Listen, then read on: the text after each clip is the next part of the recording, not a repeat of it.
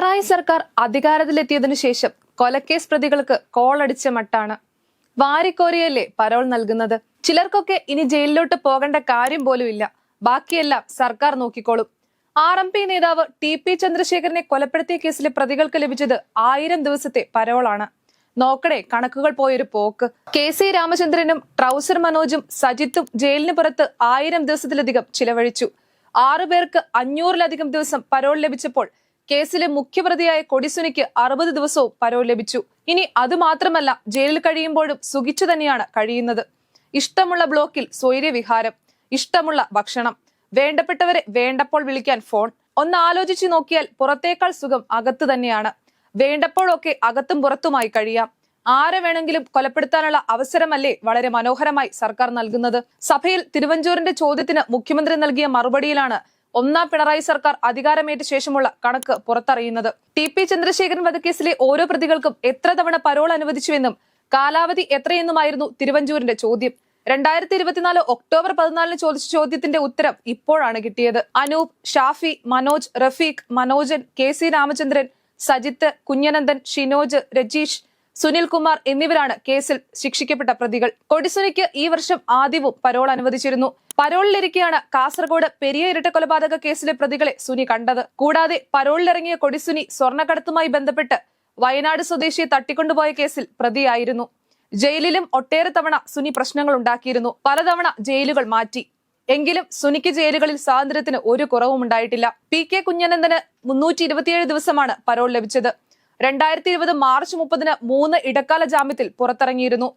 ജാമ്യത്തിലിരിക്കെ June 11-നാണ് Kunhanandan മരിക്കുന്നത്. KC രാമചന്ദ്രന് 28 തവണയായി 1081 ദിവസമാണ് പരോൾ. TK രാജേഷ് 21 തവണയായി 940 ദിവസം പുറത്തിറങ്ങി. ട്രൗസർ മനോജ് എന്ന മനോജ് 26 തവണയായി 1068 ദിവസം പരോളിൽ ജയിലിന് പുറത്ത് കഴിഞ്ഞുവെന്നാണ് വിവരം. അണ്ണൻ സജിത്ത് എന്ന സജിത്ത് 21 തവണയായി 1078 ദിവസം പരോളിലായിരുന്നു. മുഹമ്മദ് ഷാഫി 15 തവണയായി 656 ദിവസം പരോളിൽ കഴിഞ്ഞു. ഇടയ്ക്കിടെ ജയിലിൽ നിന്ന് പുറത്തിറങ്ങുന്ന ഷാഫി വിവാഹവും കഴിച്ചിരുന്നു.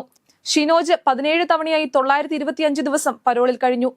ഇവർക്കൊക്കെയും 227 ദിവസം ജാമ്യം ലഭിച്ച് പുറത്തിറങ്ങുകയും ചെയ്തിരുന്നു. 24 തവണയായി 782 ദിവസമാണ് റഫീഖിന് പരോൾ ലഭിച്ചത്. കിർമാണി മനോജ് എന്ന മനോജ് കുമാറിനാകട്ടെ 19 തവണയായി 851 ദിവസം പരോൾ ലഭിച്ചു.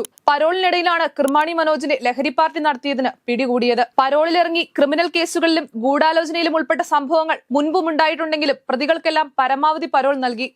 കൊടിസുനി എന്ന സുനിൽകുമാർ 3 തവണയായി 60 ദിവസവും, MC അനൂപ് 15 തവണയായി 900 ദിവസവും പരോളിൽ കഴിഞ്ഞു. കൃഷ്ണൻ 10 ദിവസമാണ് പരോളിൽ കഴിഞ്ഞത്. 2012 മെയ് 4-ന് രാത്രി 10 മണിക്ക് TP ചന്ദ്രശേഖരനെ വടകരയ്ക്കടുത്ത് വള്ളിക്കാട് വെച്ച് കാറിൽ പിന്തുടർന്നെത്തിയ സംഘം ബോംബെറിഞ്ഞു വീഴ്ത്തിയ ശേഷം വെട്ടിക്കൊലപ്പെടുത്തി. പ്രതികൾക്ക് കൂടുതൽ തവണ പരോൾ അനുവദിക്കുന്നതായി TP ചന്ദ്രശേഖരന്റെ ഭാര്യയും MLA-യുമായ KK രമ ഉൾപ്പെടെയുള്ളവർ വിമർശിച്ചിരുന്നു. എന്നാൽ ഈ വിമർശനങ്ങൾ കാര്യമാക്കാതെ മുന്നോട്ടു പോവുകയാണ് സർക്കാർ. ജയിൽ ചട്ടങ്ങൾ അനുസരിച്ച് പതിവ് കുറ്റവാളികൾ, ഇന്ത്യൻ ശിക്ഷാ നിയമം 392 മുതൽ 402 വരെയുള്ള വകുപ്പിന് ശിക്ഷിച്ചവർ, ബലാത്സംഗ കുറ്റത്തിന് ശിക്ഷിക്കപ്പെട്ടവർ, വധശിക്ഷയ്ക്ക് വിധിക്കപ്പെട്ടവർ, അപകടകാരികളായ തടവുകാർ, ഗുരുതരമായ ജയിൽ നിയമലംഘനമുള്ളവർ, മാനസിക പ്രശ്നമുള്ളതും പകർച്ചവ്യാധിയുള്ളതുമായ തടവുകാർ, ദേശീയ സുരക്ഷയുമായി ബന്ധപ്പെട്ട് ശിക്ഷിക്കപ്പെട്ടവർ എന്നിവരൊഴികെ പരോൾ അനുവദിക്കാം.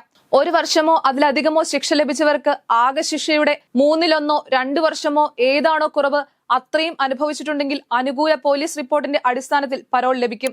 വർഷത്തിൽ 60 ദിവസമാണ് സാധാരണ പരോൾ. ഇതൊക്കെ നോക്കിയാൽ പരോൾ കിട്ടാനുള്ള സാധ്യത പോലും ഇല്ലാത്തതുകൊണ്ട് വേണ്ടപ്പെട്ട പ്രതികളുടെ കാര്യത്തിൽ നിയമങ്ങളൊക്കെ മടക്കി വെച്ചിരിക്കുകയാണ് സർക്കാർ.